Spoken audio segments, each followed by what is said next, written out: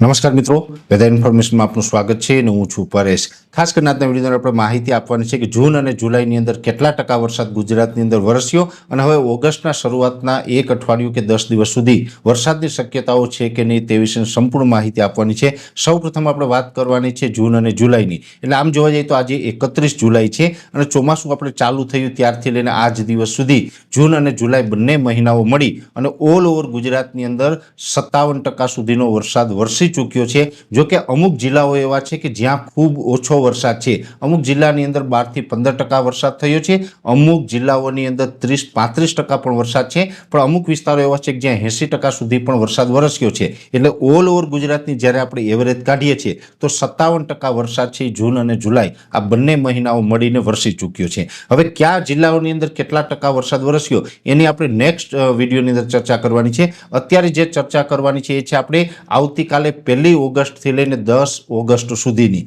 એટલે આમ જોવા જઈએ તો જે આપણે શરૂઆતનું એક અઠવાડિયું કહીએ 1 થી 10 ઓગસ્ટ એ દરમિયાન જોવા જઈએ તો રાજ્યની અંદર અત્યારે ઘણા વિસ્તારો એવા છે કે જ્યાં ખાસ વરસાદની જરૂર છે, છતાં પણ વરસાદ છે આપણે આકાશ સામું જોવા માટે મજબૂર કરશે, કેમ કે હમણાં કોઈ વરસાદની શક્યતાઓ દેખાતી નથી। હા, અત્યારે ચોક્કસથી એટલું કહી શકાય કે 1 થી 10 ઓગસ્ટમાં કોઈ જગ્યાએ છૂટાછવાયા સામાન્ય રેડા ઝાપટા પડી, એ સામાન્ય ઝાપટું પડે એ અપવાદ રહેશે। બાકી કોઈ સિસ્ટમનો વરસાદ છે એ ગુજરાતમાં આવે ને સારા વરસાદો પડે તેવી શક્યતાઓ નથી। એટલે ખાસ કરીને દરેક ખેડૂત ભાઈઓએ અહીંયા નોંધ એક લેવાની છે કે કદાચ હવે આપણે અમુક વિસ્તાર એવા હોય કે ત્યાં ચોમાસું પાક સુકાતો હોય ને પિયત આપવું જ પડે એમ હોય તો અત્યારે આપણે પિયત ચોક્કસથી વ્યવસ્થા હોય તો આપી દેવું, કેમ કે હમણાં કોઈ મોટો વરસાદ થાય તેવી શક્યતાઓ નથી। એટલે અત્યાર સુધી વરસાદો સારા ઘણી જગ્યાએ પડ્યા છે, પણ 1 થી 10 ઓગસ્ટમાં કોઈ સારા વરસાદની શક્યતાઓ નથી। બંગાળની ખાડીમાં પણ હવે થોડું આપણે વીકનેસ જોવા મળી રહી છે। ત્યાં સિસ્ટમો કદાચ ન બને અથવા તો બનશે તો પણ નબળી બની અને ઉત્તર ભારત તરફ જાય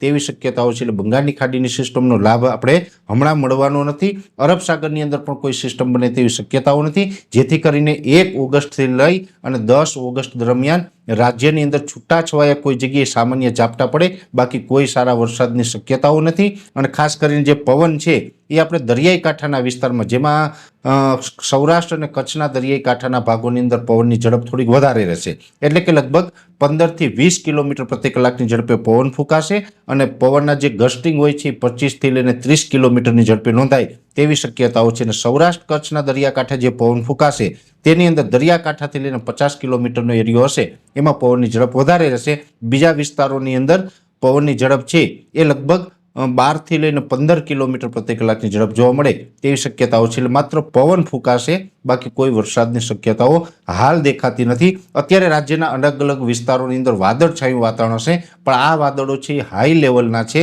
આ હાઈ લેવલના વાદળો છે એ વરસાદ આપવા માટે સક્ષમ ન હોય, એટલે વરસાદની કોઈ અપેક્ષાઓ રાખી શકાય એમ નથી। અને આમ જોવા જઈએ તો આપણે વાર્ષિક કાર્યક્રમની અંદર પણ જણાવ્યું હતું કે ઓગસ્ટ મહિનાની અંદર એક વાયરુ ફૂંકાઈ શકે અને એમાં પણ 2 ઓગસ્ટથી લઈ અને 17 ઓગસ્ટ સુધી વાયરાની શક્યતાઓ છે। અને એ વાયરુ ફૂંકાવાનું હવે આપણે આવતીકાલથી ચાલુ થઈ રહ્યું છે, એટલે વરસાદનો એક મોટો ગેપ આવી રહ્યો છે, જેની દરેક મિત્રોએ નોંધ લેવી। નવો વરસાદનો રાઉન્ડ છે ક્યારે આવશે, કેટલા વિસ્તારને લાભ આપશે, એ તમામ વિષયની ચર્ચા છે એ આવતા વિડીયોની અંદર કરવામાં આવશે। અત્યારે આ વિડીયોની અંદર એટલું જ। અંતમાં દરેક મિત્રોને વિનંતી રહેશે વિડીયોને લાઈક આપીને દરેક ગ્રુપમાં શેર કરવો, આપણી યુટ્યુબ ચેનલને સબસ્ક્રાઇબ કરવી। જો આપ અમને ફેસબુક પેજ ઉપર જોઈ રહ્યા હોય તો ફેસબુક પેજને પણ ફોલો કરજો। અત્યારે આ વિડીયોની અંદર એટલું જ। રજા આપશો।